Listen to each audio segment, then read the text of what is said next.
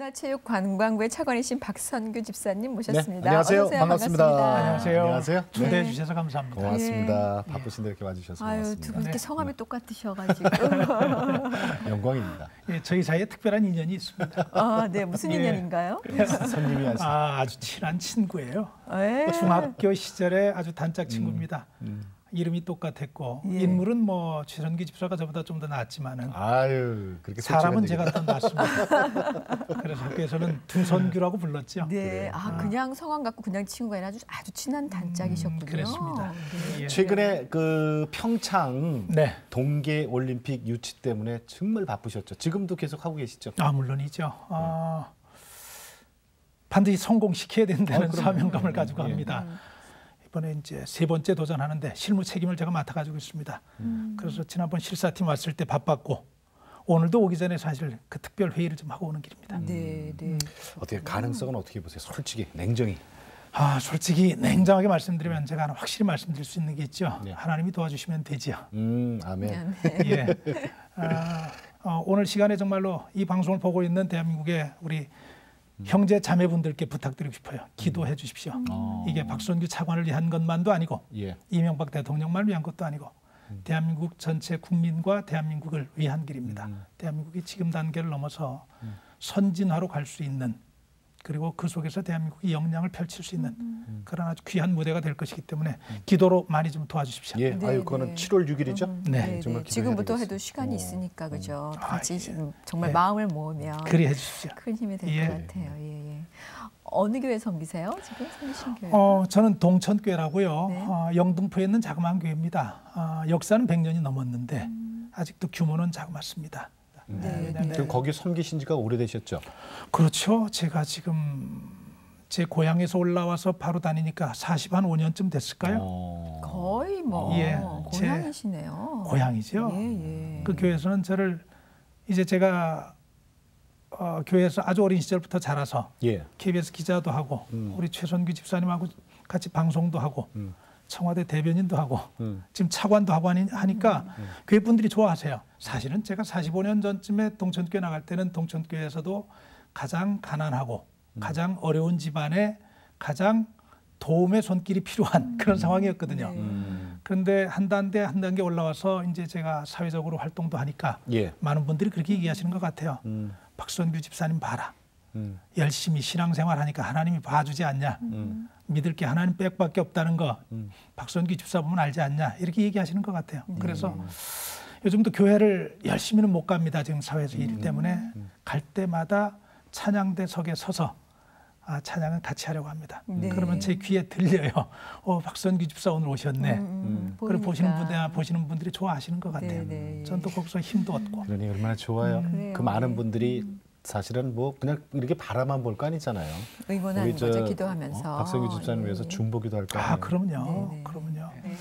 그 5살 때쯤부터 그 교회를 가셨던 것 같은데 신앙은 모태 신앙이세요? 어머님이 네, 말씀하신 모태 건가요? 신앙입니다. 네. 정확하게 말씀드리면은 저희 집안은 독실한 불교 집안. 저희 어머니 혼자 믿는 처녀의 몸으로 시집을 오셨죠. 예. 아버님을 굉장히 좋아하셨던 것 같아요. 근데 제가 홍역을 하다가 거의 죽었다 그럽니다. 그때 당시에는 홍역하다 죽는 아이들이 많이 있었다 그래요. 많죠. 동네 사람들이 이 아이는 이제 죽었으니 갖다 버려야 되겠다. 몇 살 때쯤? 홍역할 때니까 한 두세 두세 살쯤 살쯤? 됐겠죠. 예, 예. 그런데 저희 어머님이 간청을 하셨대요. 저희 할머니한테. 어머니, 제가 목사님 모시고 기도 한번 하면 아이가 일어날 것 같은데 네. 어머니 좀 허락 좀 해주세요.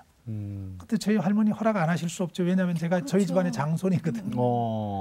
장손이 죽게 돼 있는데 어떤 할머니가 그 청을 거절하겠어요. 지푸라기라도 잡아야지. 그럼요. 그래서 어머니께서 목사님을 모시고 기도를 했고 제가 그 기도를 받고 살아난 겁니다. 그리고 나서는 뭐 저희 집안이 완전히 뒤집혔죠. 다 나오셨어요? 그러면요. 저희 할머니가 가장 독실한 신자가 되셨고 네. 할머니는 세상을 뜨실 때까지도 한글을 깨치지 못하셨어요. 그런 분이 예배 시간마다 예배당에 가장 앞자리에 가장 먼저 가셔서 가장 열심히 기도하시고 찬송하시고 완전히 바뀌었죠. 하나님을 이제 전체 가족이 믿게 됐는데 네네. 저희 아버님께서 갑작스럽게 사고를 당하셨어요. 5살 때입니다, 제가.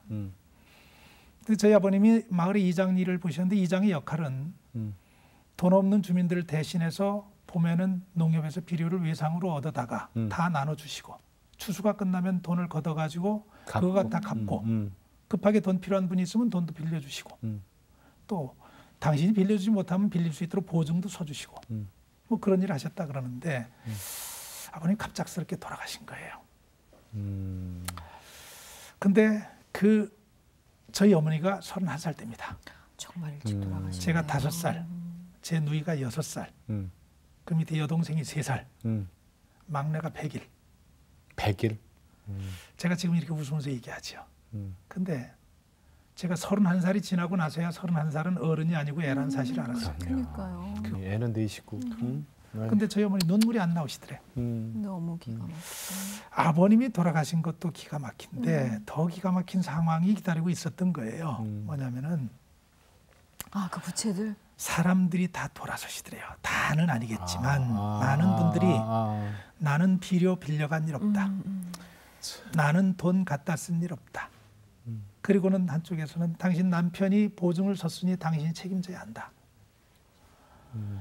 그러니 얼마나 당황스러우셨겠어요. 그러니까 에이 참. 저희 어머니 잠깐 고민하셨대요. 이걸 어떻게 해야 되는지. 고민하시다가 다 주기로 하셨대요. 왜? 당신이 거기서 자칫 잘못해서 인심을 잃게 되면은 당신이 사랑하는 자식들이 고향을 잃게 될지도 모르겠다 걱정을 하셨대요. 그래서 집 팔고 논 팔고 밭 팔고 다 팔아서 달란 대로 다 주셨답니다. 그래도 팔 건 있었네. 그랬더니 고구마 2가마 남더래요. 아이고 저런. 그 고구마 2가마 가지고 저희 어머니 무작정 상경하신 거예요. 영등포로. 예. 애 내 때리고. 애 내 때리고. 그래서 그 기간이 교회가 없네. 제가 이사 와서 그 교회를 선택해서 간 교회가 아니라 동천교회가 마침 값이 별로 나가지 않는 동네에 집을 구하기 쉬운 곳, 돈이 별로 들지 않는 그곳에 집을 구했는데 교회가 바로 옆에 있었던 거예요. 저희 어머님은 의지할 수밖에 없었고 그래요. 지금이야 제가 웃으며 얘기합니다만 31살의 젊은 여인이 마땅히 누가 오라고 손짓하는 사람도 없었고 의지할 데가 전혀 없는. 서울에 올라갈 거처도 정해져 있지 않았고 자식들 먹여 살릴 기술이 있는 것도 아니었고 지금 생각해도 저희 어머니 참 대단하세요. 다행히 그렇게 전쟁을 벌이시는 동안에 저희 할머니가 저희를 거두셨어요. 할머니 그때 살아 계셨네? 그럼요. 할머니 같이 올라오셔서 저희 어머니가 공사판으로 남의 집 식모로 또 시장의 행상으로 정말로 눈물겹게 그렇게 생활하시는 동안에 할머니께서 저희들을 거두셨는데 시래기라는 거 아시죠? 네. 무나 배추의 그 말려놓은 겉껍데기 말려놓은 거. 말린 거는 아니고 상품 가치가 없는 것 떼서 떨어져 버리는 있는 거. 그거를 할머니께서 나가셔서 주우셔서 두부 만들고 남은 피지를 같이 섞어서 큰 찜통이라고 얘기합니다. 거기다 푹푹 삶아 놓으세요. 그리고 거기다 그래도 고기는 먹여야 되니까 아이들 잘하니까 이만큼 굵은 멸치 몇 마리 집어넣고 그러던 어느 날이었어요. 자는데 가만히 들리는데 어머니가 울고 계세요. 제가 그 전날 누나랑 싸웠거든요. 그러니까 물어보지도 못하고 눈은 감은 상태에서 그냥 귀만 쫑긋 세우고 듣습니다. 우리 어머니 왜 우시나. 그랬더니 어머니 기도하고 계시더라고요. 뭐라고 기도를 하시냐면은 하나님 저 좀 도와주세요. 저 정말 힘들어서 정말 쓰러지고 싶어요. 다 포기하고 싶어요. 근데 하나님 저 그러면 안 되잖아요. 저 좀 지켜주세요. 포기하지 않도록 저한테 힘 좀 주시고 그리고 내가 일일이 돌보지 못하는 우리 애들 좀 하나님 좀 키워주세요. 좋은 선생님들 좀 만나게 해주세요. 기도를 하시더라고요. 그러니까 그 기도가 차곡차곡 가슴에 쌓인 거예요. 저한테만 쌓였겠어요. 제 누이 가슴에도 쌓였을 것이고 제 여동생의 가슴에도 쌓였을 거고 막내한테 쌓였을 거고 그래서 저는 그걸 느낍니다. 제 삶을 통해서 어머니의 눈물의 기도는 정말로 땅에 떨어지지 않는구나. 그럼요. 나는 지금 많은 사람들이 저보고 출세했다 그러고 성공했다고 얘기하는데 내 이 출세는, 내 이 성공은 그렇게 평가해 주신다면 오롯이 내 어머니의 기도 덕분이다. 그래서 내가 세상에서 만난 가장 큰 행운은 저희 어머니예요. 하나님을 아는 어머니. 거기다가 눈물로 기도해 주시는 어머니. 어린 시절을 지내고 꿈이 있을 거 아니에요. 예. 꿈. 꿈 있죠. 왜 꿈이 없겠어요? 뭐가 되고 싶었어요? 어렸을 때는 선생님이 되고 싶었어요. 아이들한테 인기가 있었던 모양이요. 저를 반장으로 뽑아놨어요. 근데 우리 선생님이 지혜가 좀 부족하셨어요. 가장 가난한 아이가 가장 중요한 반장이 된 것이 선생님 몹시 불편하셨어요. 왜냐하면 지금은 제가 이해를 해요. 그때 반장의 부모님들은 학급 미화 한다 그러면 커튼도 갖다 걸어야 됐고 그렇죠. 화분도 사서 갖다 놔야 하고 소풍 때는 선생님들 도시락도 챙겨야 되고 다 이런 걸 하셔야 되는데 저희 어머니 그걸 못 하시잖아요. 선생님이 불편하셨던 것 같아요. 노골적으로 저를 미워하셨어요. 어느 날 회의 시간이에요. 선생님이 그러시더라고요. 발제를 하시더라고요. 우리도 이제는 학급 문고를 볼 때, 책을 볼 때 돈을 내고 보도록 합시다 그러더라고요. 선생님이 답답하셔서 그랬겠죠. 학급을 운영하는데 돈이 좀 필요하셨겠나. 근데 반장이 제가 생각하니까 말이 안 돼요.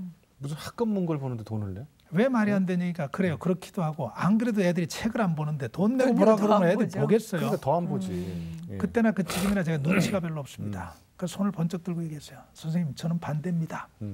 안 그래도 애들이 책을 안 보는데 더 안 볼 것 같습니다.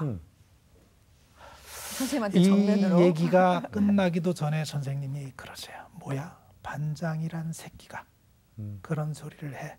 이리 나와. 많이 맞았어요. 맞을 짓을 했네. 많이 맞았어요. 예. 더 맞을 짓을 했어요. 선생님 때릴 만큼 때리셨어요. 그리고 이제 저한테 들어가라 그러세요. 돌아서서 교실 내 자리로 들어오려는데 친구들이 제 얼굴을 탁 보는 것이 느껴지는 거예요. 다 그렇지 않았겠어요? 아이들이 날 걱정하는데 이제 그런 거예요. 나 괜찮아. 그리고 그 표시로 씩 웃어 보였어요. 괜찮다는 표시로. 선생님이 그걸 또 보셨어요. 더 맞지, 선생님 보시기에 괘씸한 거지. 뭐야 반성은 안 하고 웃어 다시 나와. 그리고 또 맞았어요.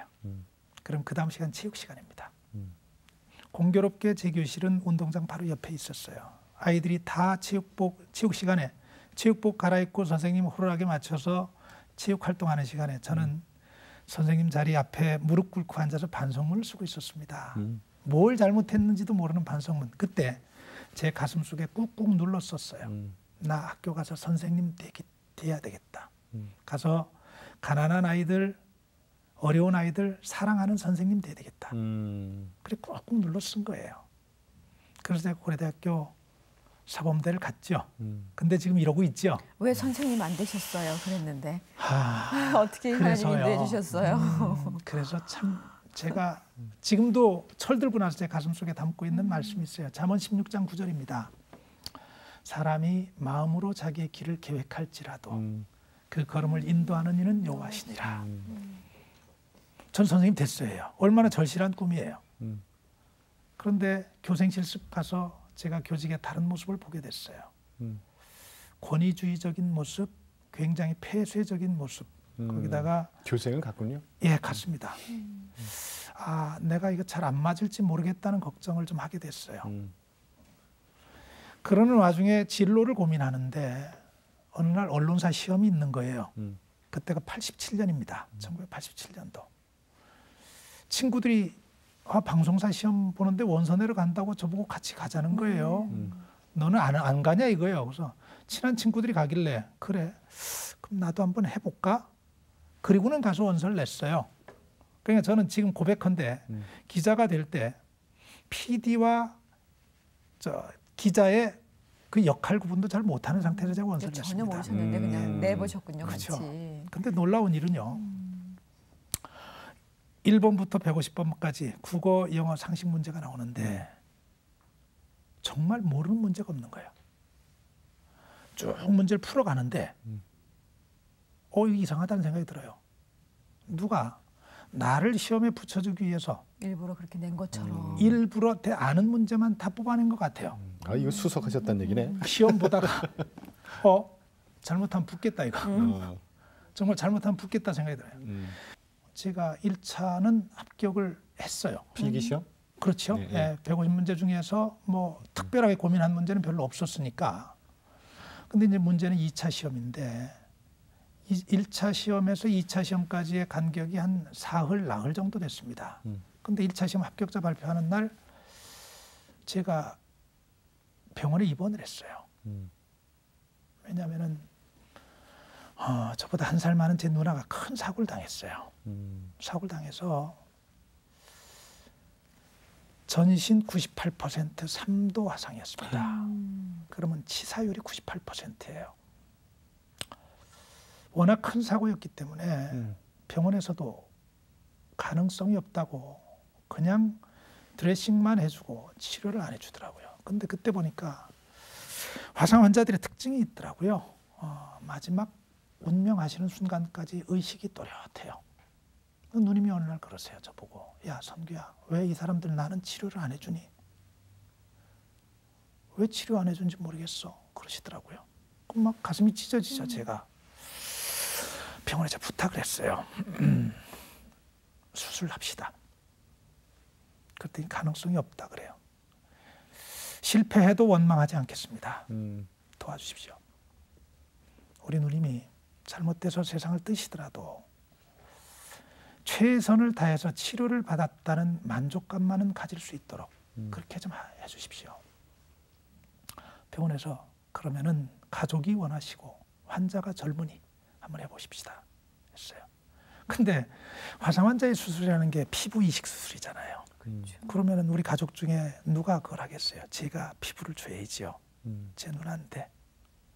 그래서 1차 합격자 발표하는 그날 제가 병원에 입원한 거예요. 그 다음날 수술을 해서 조직 검사도 하고 무슨 뭐 면역 검사도 하고 뭐 이런 거 따져보잖아요. 그리고는 제가 시험을 봤죠. 이게 힘들더라고요. 당연히. 예. 그러니까 한 번씩 가서 드레싱룸에 가서 소독을 받고 나오고 이러면은 제가 막 정신이 혼미해지는데 나중에 친구들 얘기 들어보니까 제가 막 헛소리를 하더라 그래요. 그랬으니 남들이 2차 준비를 해야 되는 시간에 저는 그러고 있었으니 무슨 2차 시험을 제대로 볼 수 있었겠어요. 2차 시험은 제가 병원에 구급차 타고 가서 혼자 봤죠. 휠체어 타고. 제대로 못 봤어요. 정상적이면은 1차처럼 2차 시험이 끝나고도 합격자를 발표해야 돼요. 예. 근데 발표를 안 하더라고요. 내가 못 본 시험인데 발표를 안 해요. 2차하고는 3차 면접하고 같이 붙여서 발표를 하더라고요. 그래서 3차 면접의 기회가 저한테 온 거예요. 네, 예. 네. 그래서 3차 면접 때도 제가 휠체어를 타고 가서 보기는 했지만 많이 뭐 어디가 죽을 정도로 제가 아픈 건 아니니까 회복만 되는 거니까 많이 상태가 좋아져서 가서 면접을 했죠. 근데 2차, 3차 면접 점수를 합쳐가지고 하니 제가 8명을 뽑았는데 한 2,500명이 왔어요. 2,500명이 왔어요. 8명 뽑는데 아마 한 8등 한 것 같아요. 그래서 합격이 되셨군요. 그렇게 합격을 된 거예요. 그러고 나니 제가 이거를 어떻게 제 능력으로, 제 인력으로 설명을 하겠어요. 거기다가 하나 더 놀라운 사실이 있어요.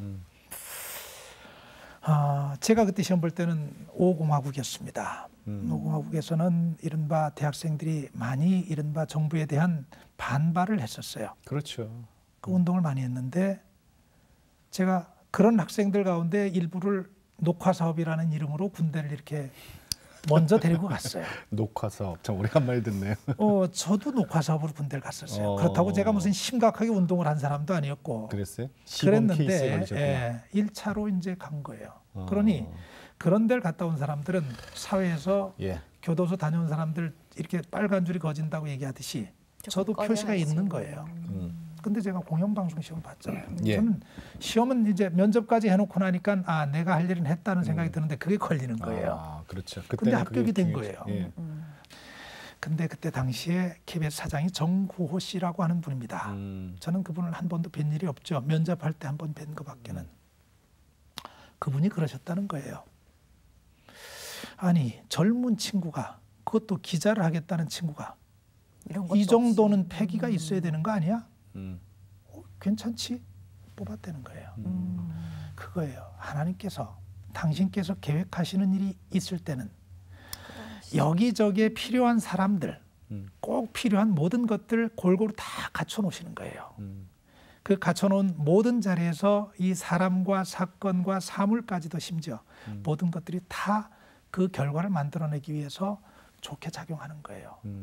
그래서 제가 좋아하는 말씀 가운데 로마서 8장 28절입니다. 하나님을 사랑하는 자, 곧 그의 뜻대로 부르심을 입은 자들에게는 모든 것이 합력하여 선을 이루느니라. 그 모든 것들이 다 합력해서 선을 이룬 거예요. 무슨 생각이 드냐면요. 지금 말씀하시는데 이렇게 그때마다 때때마다 하나님께서 인도해 주시면 이렇게 지금 집사님께서 말씀해 주시고 계시잖아요. 사실은 다른 많은 사람들도 다 그렇게 하나님께서 가장 좋은 방향으로 인도해 주시는데 때로는 그 자체를 깨닫지 못하고 인지하지 못해서 그 감사를 놓치고 갈 때가 참 많이 있는데 집사님께서는 그 모든 것들을 다 하나님께서 해주시는 거구나, 하나님께서 해주시는 거구나를 항상 깨달을 수 있었다는 그 자체가 참 큰 감사인 것 같아요. 그게 제 어머님께서 저한테 주신 가장 귀한 신앙의 유산이죠. 근데 누님은 어떻게 됐어요? 돌아가셨죠. 아, 그 이후로? 제 합격 사실을 알고 며칠 안 돼서 돌아가셨어요. 저는 그때까지도 휠체어를 타고 다녔죠. 어느 날 병실에 저는 저대로 입원해 있고 누님은 누님대로 입원해 계시고 합격 소식이 나고 누나한테 갔죠. 사람들한테 자랑하고 있더라고요. 의사 선생님이 와서 당신을 이제 진료하고 있는데 제 동생이 KBS 합격했어요. 자랑을 하더라고요. 얼마나 고통 중에 계셨을 텐데. 그래서 저는 그렇게 생각을 해요. 생각지도 않았던 고통이 우리 집에 닥친 것 아니겠어요. 저희 누님 문제로.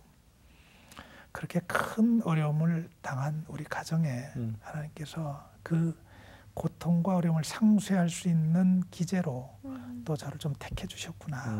누님도 그래서 좋은 모습으로 저를 보고 가실 수 있었고 저는 또 누님 덕분에 또 이렇게 제가 또 하고 싶었던 일을 할 수 있었고 그래서 저는 KBS 기자하는 동안에 전쟁터를 제가 5번 갔다 왔잖아요. 91년입니다. 걸프전이 났어요. 걸프전이 났는데 회사에서 어느 날 자원자를 뽑더라고요. 자원할 사람 자원해라. 종군기자? 예. 저는 그래 기자하면은 종군도 한번 해봐야지. 그리고 망설임 없이 자원을 딱 한 거예요. 꽃이라고 얘기하니까. 그리고는 다른 사람들도 자원을 좀 했을 줄 알았어요. 나중에 보니까 저 말고는 없어요. 당연히 가시는. 그러니까 저도 당황을 했어요. 제 순서가 오더라도 좀 늦게 올 줄 알았는데 어느 날 국장이 부르시더니 너다 그래? 야, 너 갔다 올 수 있겠냐? 너다가 아니에요. 너 갔다 올 수 있겠냐? 가겠습니다. 걱정이 되시니까 그럼 네가 일하기 제일 편한 카메라 기자를 2명만 선택을 해라. 그래서 제가 2사람을 선택을 했어요. 그 2분은 저 때문에 끌려온 거예요. 근데 문제는 그 다음에요.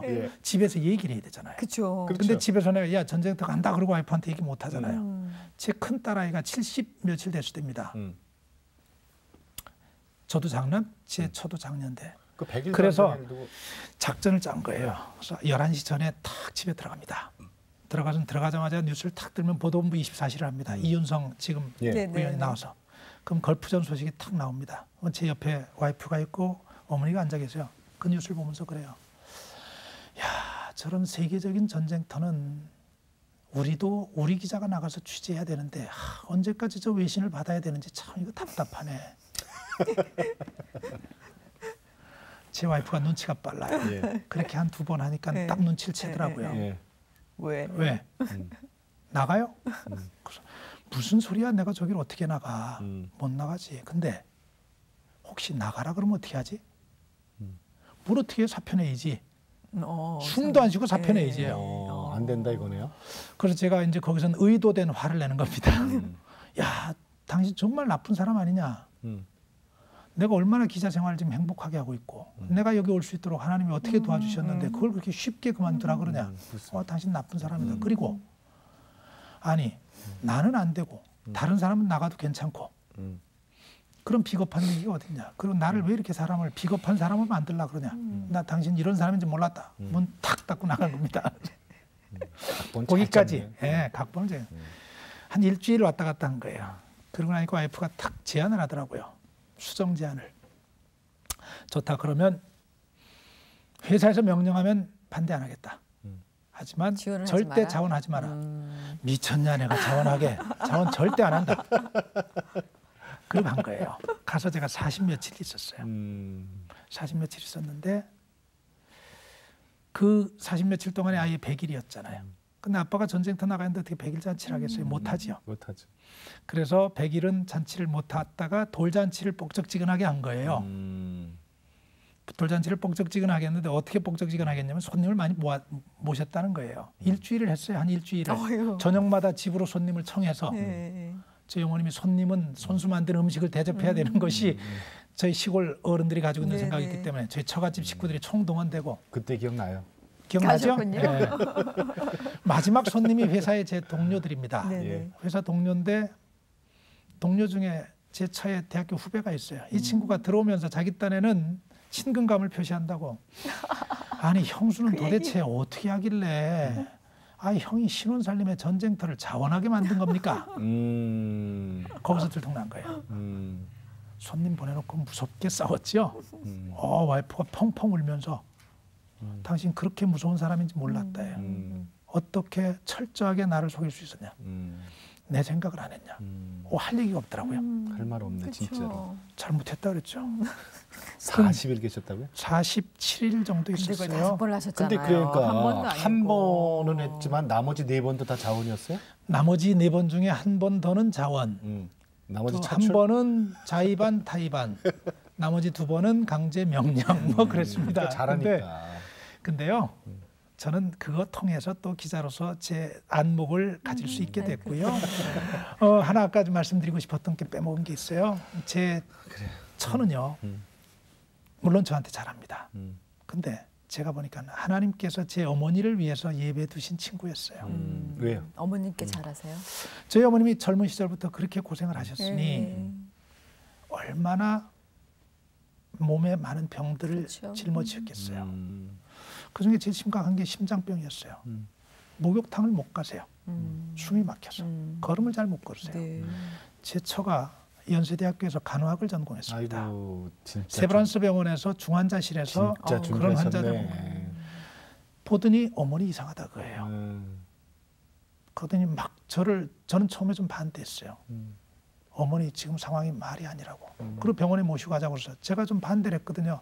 병원에 가면 정말로 큰일이 없는 것도 만들어지는 거라고 생각을 해서 어거지로 병원에 모시고 갔다 제 선생님한테 많이 혼났죠. 알만한 사람이 이제 이 정도 될 때까지 도대체 뭐 한 거냐.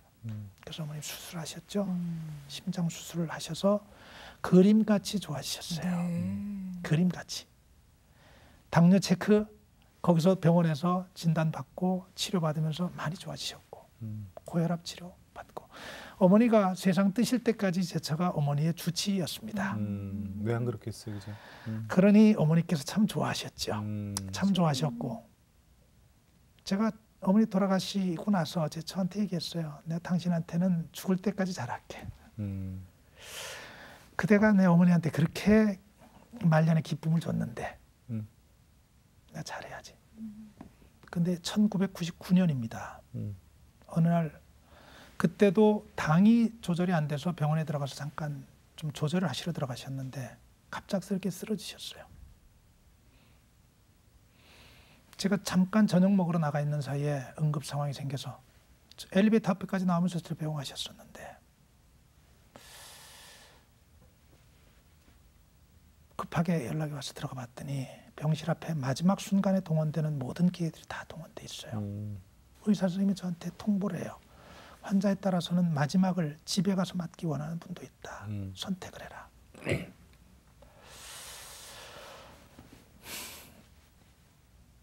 끝까지 병원에서 해주십시오. 원망하겠습니다. 근데 그렇게 말씀을 드렸는데 그럼에도 불구하고 의식이 자꾸 꺼져가세요. 할 수 없이 제 목사님을 모셨어요. 저희 어머님이 하나님 다음으로 의지하는 분, 그 동천교회 원로 목사님. 당신의 청산과부 시절을 잘 지켜보신 그러면서 힘이 되셨던 분. 목사님 오셔서 손잡고 기도를 하셨어요. 기도하시는데 저희 어머니가 가만히 보니까 또 당신도 기도를 하고 계시더라고요. 제가 가까이 가서 들어봤어요. 웅얼웅얼 하시는데 제가 들어보니 기도가 이거예요. 하나님, 저 아직 준비가 안 됐어요. 조금만 더 있다가 하게 해주세요. 하나님 조금만 더 있다가 하게 해주세요. 저 가슴이 미어지죠. 목사님이 그렇게 기도를 하시고 목사님이 떠나셨고요. 저희 어머니는 계속 혼수 상태로 빠져가시고요. 목사님이 가시자마자 교회에서 새벽 기도 시간에 새벽 기도 집회에 모인 성도들께 서정욱 권사님이 위중하시다. 우리 같이 기도하자. 그래서 기도를 하신 거예요. 그 기도 시간에 저희 어머니 깨어나셨어요. 어머니 깨어나셔서도 한 달 가까이 중환자실에서도 가장 위중한 환자로 있어야 지내셔야 했죠. 예. 그리고 나서는 느닷없는 일이 벌어졌어요. 그해 그 이듬해예요. 여름에 회사에서 제가 갑자기 미국에 갈 기회가 생겼어요. 우리 당시 박건상 사장께서 어이 자네 미국에 안 갔다 올라나 그러시더라고요. 제가 아유 회사에서 보내준다는데 좋지요. 그래서 미국에 에드워드 로이스라고 하는 연방 하원 의원이 있습니다. 그분의 사무실에서 1년 동안 보좌관 생활을 했어요. 그게 참 기가 막힌 연수가 있는 거예요. 당연히 미국 가는데 이제 저희 어머니도 모시고 아이들 데리고 가족들 다 같이 갔죠. 가실 수 있으셨어요. 예. 회복이 1년 좀 지나서 회복이 되셨어요. 아유, 가셨어요. 가셨는데 가셔가지고는 저희 어머님이 제가 그때 알았어요. 저희 어머님한테 미국은 천국 다음으로 가고 싶은 나라였어요. 어머니가? 그럼요. 어머니가. 왜 그러냐면은 제가 섬기는 교회가 북한에서 피난 나온 분들이 세운 교회예요. 전쟁에 대한 공포, 공산당에 대한 두려움이 아주 대단한 분들이에요. 신앙의 자유를 찾아서 일사후퇴 때 넘어오신 분들이에요. 그러니 돈만 좀 모으시면은 이분들은 자꾸 다 미국으로 이민 가십니다. 그러니까 도대체 저 사람들 뭐가 좋아서 미국을 저렇게 가는 것일까? 이게 보고 싶으셨던 거예요. 얼마나 잘 사는 나라길래.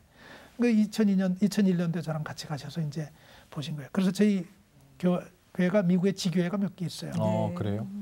워싱턴에 지교회 있고 저는 워싱턴에 생활하니까 워싱턴에 가서 교회 분들 다 옛날 분들 만나보시고 그리고 뉴저지에 또 교회가 있어요. 뉴저지에 그해 성탄절에 제가 11월 19일 날 미국을 갔습니다. 그 성탄절에 그 추운데 굳이 가시겠다는 거예요.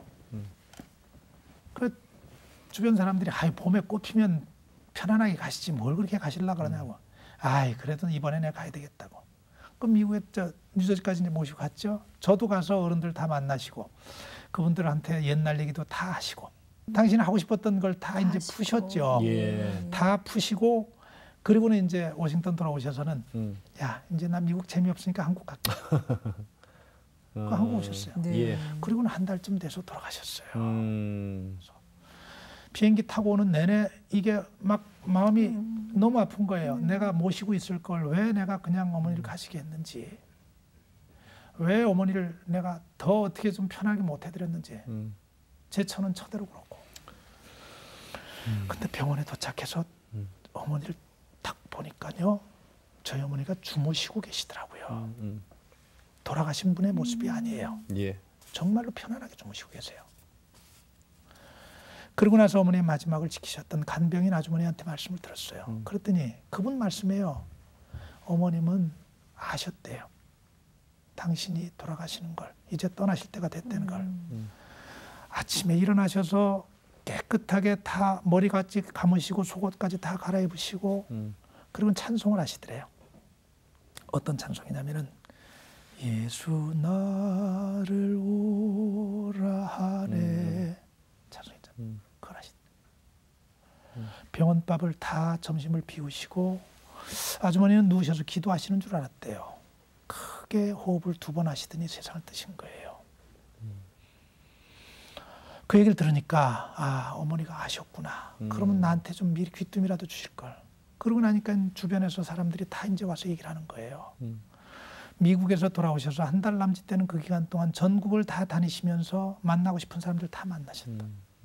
운명하시기 사흘 전에 당진에 살고 있는 제 여동생, 그 친구는 상록수의 최영신 같은 삶을 꿈꾸면서 당진이라고 하는 한진이라고 하는 작은 마을에 가서 지금 교회를 섬기고 있습니다. 이 친구를 불러가지고는 당신 끼시던 반지 빼주면서 이건 이제 네가 끼는 게 좋겠다. 난 이젠 뭐 더 이상 바랄 게 없어 얘기하시고 항상 마음에 걸리던 게 막내였는데 아버님 돌아가실 때 100일이었던 결혼하고 나서 처음으로 저하고 떨어져서 제가 미국에 있기 때문에 막내 집에 가서 같이 계시면서 아, 너도 이제 살만해졌구나. 네 아이들 참 건강하게 잘 자라고 있구나. 그것도 보시면서 행복하시고 가족들끼리 미국에서 또 긴 시간 그렇게 보내면서 또 보냈고 그게 한 3년 되더라고요. 제가 그때 깨달았어요. 그때 깨달았어요. 아, 내가 잘나고 내가 똑똑해서 미국 간 줄 알았더니 그거 아니었구나. 그래요. 우리 어머니의 미국 구경, 그 구경을 하나님께서 시켜주시기 위해서 나를 엮어서 보내셨구나. 나는 우리 어머니의 기도에 편승했구나.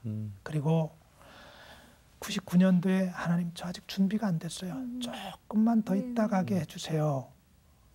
그렇게 얘기하셨던 그 조금의 시간을 하나님께서 3년으로 허락하셔서 그때 당신 하고 싶은 걸 다 하실 수 있게 배려하셨구나.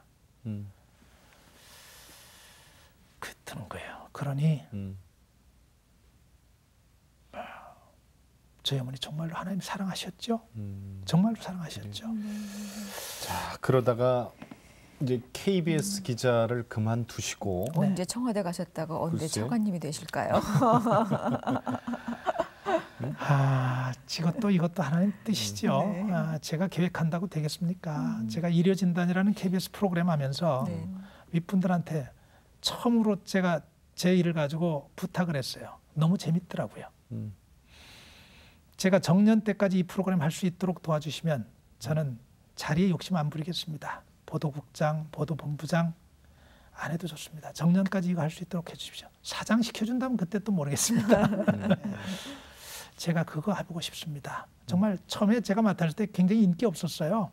제가 하면서 재미를 느꼈고 제가 재미를 느끼니까 시청자들도 같이 해주시고 그래서 참 멋지게 그 프로그램이 한 2년 동안 성장을 했죠. 꼴찌 6개 프로 중에 꼴찌하던 게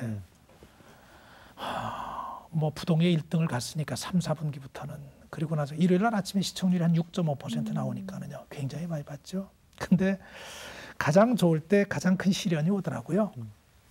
프로그램에 영향력이 생기니까 간섭이 들어오고 간섭이 들어오면서 거기에 대해서 타협이 잘 안 되니까는 그렇죠. 이제 우리 신앙적인 얘기로 박해가 들어오고 내가 여기서는 아무리 열심히 해도 능력을 인정받아도 나는 조직원의 한 사람일 뿐이구나.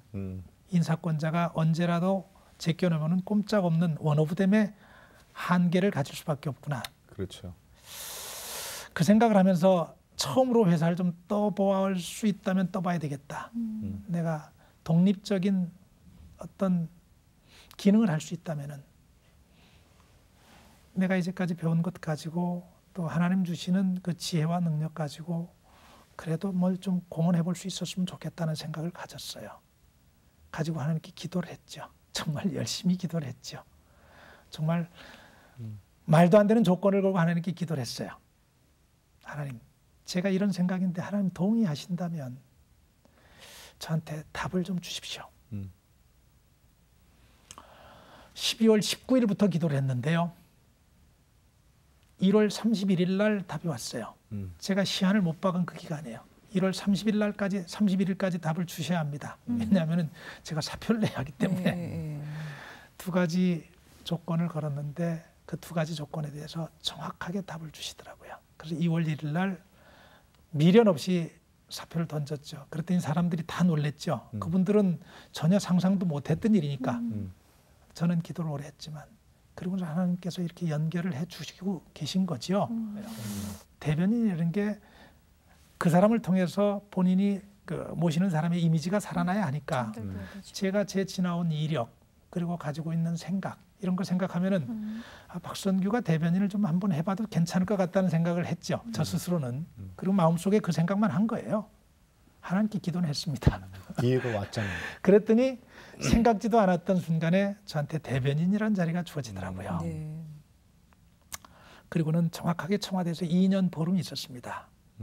아무런 느낌도 없이 아무런 계산도 없이 청와대에 들어가게 됐을 때 한 2년쯤 하면은 좋겠다는 생각을 막연하게 했어요. 그 얘기를 와이프한테 했어요. 한 2년쯤 있다 나오면 되겠지 뭐. 정확하게 2년 한 보름하고 나왔어요. 그런데 웬걸요. 3주 만에 하나님께서 저를 차관으로 또 세워주시더라고요. 기도 제목 좀 이따 처음에 얘기했던 7월 6일 네. 평창 동계 올림픽을 위해서 네. 지금 가장 주력하시는 일이 그거니까 네. 그건 우리 국민 모두가 좀 함께 기도를 좀 해주시고 해주셔야 합니다. 예. 하나 더 부탁은 제가 청와대에 있을 때 기독신우 회장을 했습니다. 예. 그때 제가 제안했던 게 있어요. 같은 시간에 전 교인이, 전 크리스찬이 한 가지 목소리를 가지고 한꺼번에 기도한다 그러면 전 그건 굉장히 큰 힘을 발휘한다고 생각합니다. 그래서 매일 오전 7시입니다. 매일 오전 7시는 나라와 대통령을 위해서 우리의 자라는 아이들을 위해서 기도하는 시간으로 같이 했으면 좋겠습니다. 네.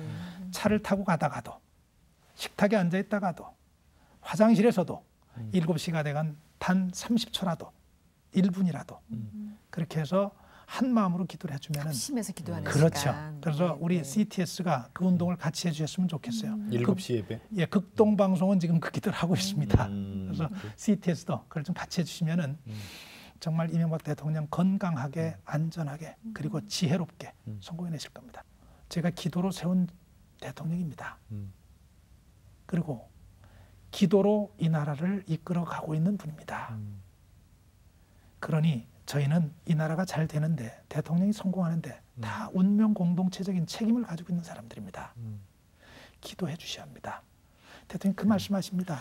지난 3년 동안 그런 기도에 힘입어서 어려운 여건 속에서 우리가 잘해올 수 있었다. 국가의 격이 많이 높아졌어요. 많은 사람들이 경제 위기 속에서 정말로 우리가 가장 먼저 넘어갈 거라고 예상들을 했었어요. 한국이 제일 위험하다. 가장 모범적으로 극복한 사례로 전 세계가 격찬하고 있어요. 외국 다녀보신 분들 아시겠지만 한국 사람들을 보는 눈이 달라졌어요. 제가 대통령 대변인으로 모시고 다니면서 그걸 느꼈어요. 아, 한 사람의 지도자가 저렇게 많은 일을 할 수 있구나. 지난 3년 동안 그리 해주셔서 잘해 오셨는데 앞으로 남은 2년 더 잘하셔야 됩니다. 그래서 기도해 주셔야 합니다. 그래서 기도 제목 봅니다. 예, 그 평창. 생각이네. 예. 그리고 매일 7시 예배. 나라를 위한 기도. 지도자를 위한 기도. 세 번째, 저를 위해서도 기도 좀 해주십시오. 잠언 16장 9절 말씀처럼 제 길은 잘 모르겠어요. 그런데 저 KBS 나오면서 20년 동안 예. 제가 KBS 20년 있었습니다. 나머지 제가 활동할 수 있는 20년 동안 나라와 민족을 위해서 제가 할 수 있는 일을 하겠다고 다짐하고 나왔습니다. 제 길은 모릅니다만은 박선규 집사가 더 의미 있게 더 큰 일 할 수 있게 하나님 지혜 주시라고 길 열어주시라고 기도해 주시면은 제가 정말 열심히 하겠습니다. 큰 도움 될 것 같습니다. 그래요. 네. 예. 그래요. 중보기도의 힘을 너무나 잘 아시는 분이니까 이렇게 또 중보기도 부탁도 하시는 것 같아요. 네. 네. 자, 오늘 정말 고맙습니다. 친구 앞서 만나서 주셔도- 좋으셨지만 예, 예. 정말 이렇게 신앙 얘기는 잘 많이 못하셨을 아니 것 그리고 같아요. 전 네. 너무 자랑스러워요. 너무 자랑스러워요. 제가 감사합니다. 예. 예. 자, 오늘 우리 박선규 차관 모셔서 정말 귀한 말씀 잘 들었습니다. 네, 감사합니다. 고맙습니다. 예, 네, 감사합니다. 고맙습니다. 네. 네.